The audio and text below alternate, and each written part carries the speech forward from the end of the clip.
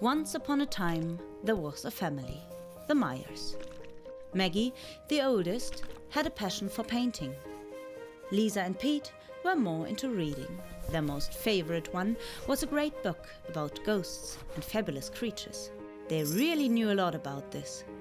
Rosie loved her red ball and her dummy and was, of course, everybody's darling. The parents loved their children so much. The Meyers were a happy family. Until one day, a fateful letter from their landlord arrived. This letter stated the Meyers had to move out their flat. What a shock for the whole family.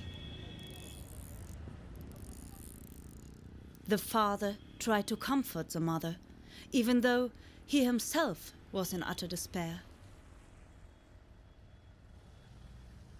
The children were very worried. Where should they live? What could they do? Mother was crying and furious. They were devastated.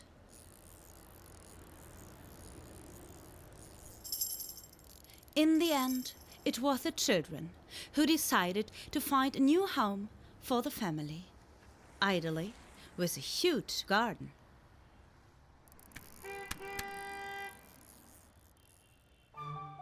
No sooner said than done.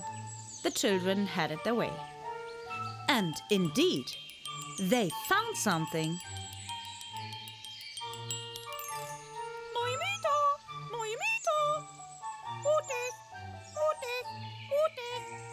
Quack, quack, mal sehen, quack.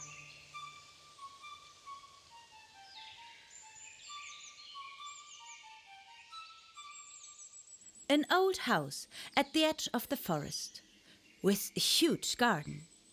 And the best of all, the price. €1. Instantly they began to dream and to make all kinds of plans. Gartentier, Gartentier, Gartentier, Winterfutter, Winterfutter.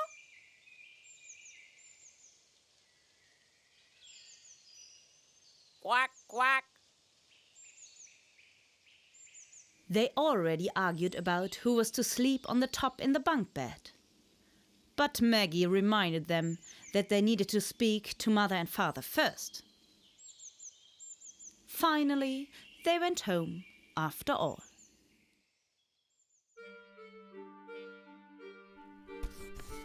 Vividly, they told the parents about the great house.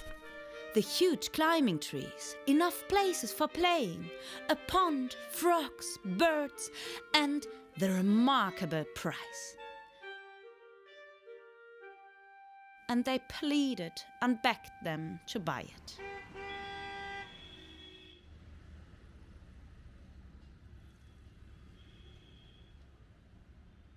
Eventually, the mother called the estate agent.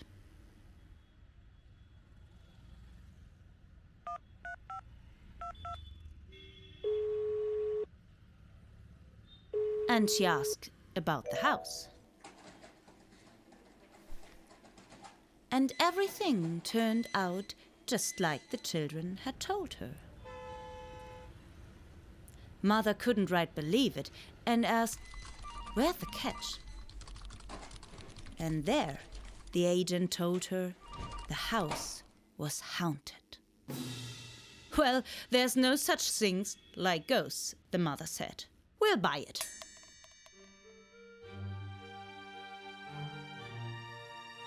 Everybody was cheerful and celebrating. They would have loved to move right away.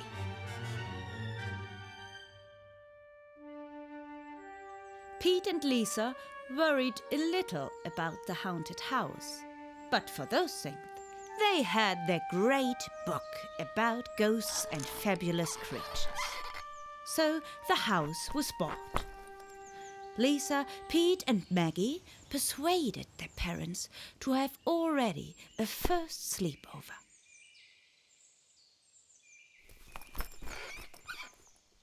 Maggie promised to keep an eye on the little ones. Mother and father were so proud of their children.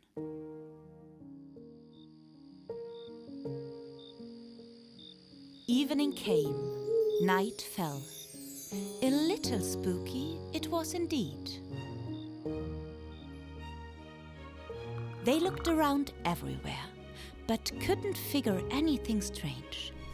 They read a few pages in the Great Book and discussed whether it could be ghosts from former residents or ghosts who live in lost objects, whether there were more like elves from the forest or like sylphs gliding through the air. They agreed to stay awake through the night in any case. At midnight, they all were dozing. But still half awake, they could hear the voices from above. Hey, friends! Me, the long, the ragged, the innocently imprisoned. I'm calling you, come on. I do have a surprise. There are guests sleeping downstairs. I have an idea. They have to guess our names. They have to guess right, otherwise. Hey, me, the fluffy band, the one who's lost in the undergrass. I'm here to guess our names right, otherwise. Me, the pot-bellied, voracious, drowned in the pond. I'm here as well, good idea, guessing names, otherwise. There might be a charm on their names, Peter said. We have to keep in mind everything what is said up there. Hello there. Guess my name, or I tie you up. I strangle you. You are the long, the ragged, the imprisoned, the innocently imprisoned, they said.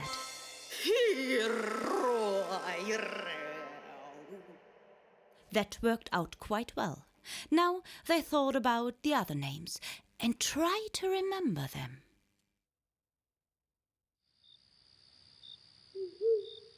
Soon it went on again. Guess my name right, or I tell you to guess. You can only be the gleaming band, the fluffy band, the one lost in the undergrowth, they shouted. But it wasn't over yet. Guess my name, or I drag you down in the dark water. You are the pot-bellied, the voracious, the one who was drowned in the pond. The rest of the night remained silent. They had been reading some more pages of their great book and agreed on finding 3 objects to which the ghosts might belong, to bury them and to set the ghost free. The parents came with breakfast, but the children were still sleeping. Pete was the first awake. "Dad, we just have to get something done," he said. "Out in the garden. It's really very important."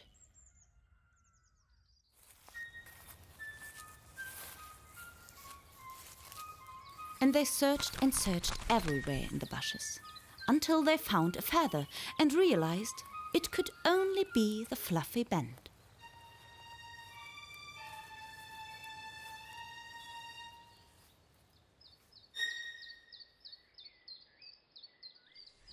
At the pond, they didn't have to search for too long.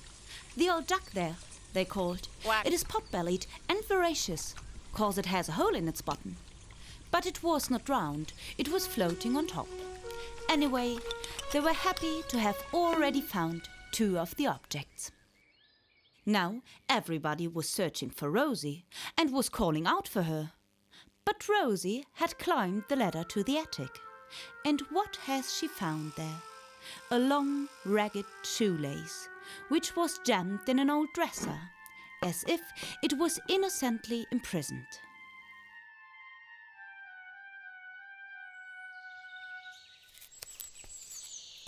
Now all the three objects had come together and could be buried, like it was written in the great book.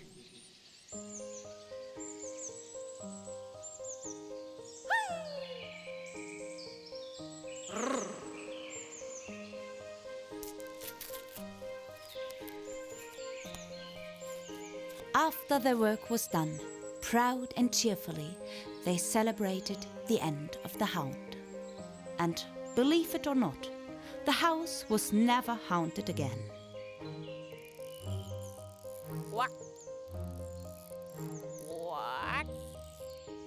The Myers renovated the house and lived happily ever after.